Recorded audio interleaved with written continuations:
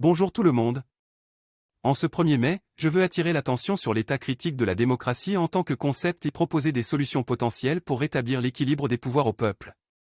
Bien que ma solution suggérée soit dans le contexte des États-Unis, ce que je suggère s'applique à tous ceux qui chérissent ou aspirent à la démocratie dans le monde entier. Nous avons besoin d'un moyen d'agréger les demandes des électeurs et d'utiliser notre pouvoir de négociation collective pour obtenir des engagements des politiciens. Et nous avons besoin d'un système dans lequel les politiciens sont tenus responsables de leurs promesses et sont incités à travailler au-delà des lignes de parti pour les personnes qui les ont élus.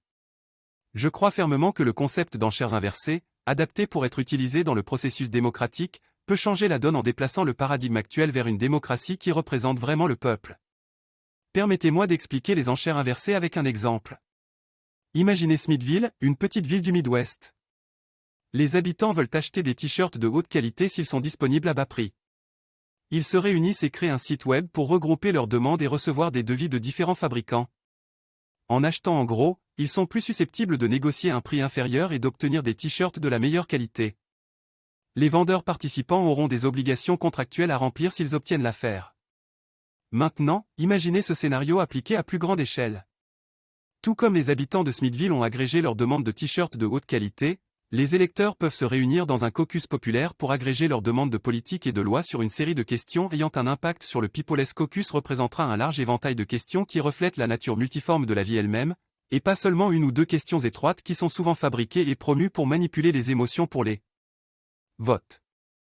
La plateforme du caucus du peuple utilisera son pouvoir de négociation collective pour obtenir des engagements de la part des politiciens qui devraient solliciter le soutien des électeurs en prenant des engagements spécifiques sur les politiques, les lois, projets de loi directement auprès du peuple, plutôt que d'être des marionnettes d'intérêts sombres. Pour résumer, les enchères inversées permettent au People Caucus de regrouper les demandes des électeurs et d'utiliser notre pouvoir de négociation collective pour obtenir des engagements de la part des politiciens. Maintenant, comment les tenir responsables de leurs promesses et les inciter à travailler au-delà des lignes de parti pour les personnes qui les ont élus? Dans le cadre du processus proposé, il y aura des contrats intelligents entre les politiciens et les électeurs qui comprendront une pétition de rappel présignée au cas où les politiciens ne respecteraient pas leurs engagements dans les délais convenus. Sont tenus responsables de leurs promesses et que les intérêts de l'électorat général sont placés au premier plan du processus politique.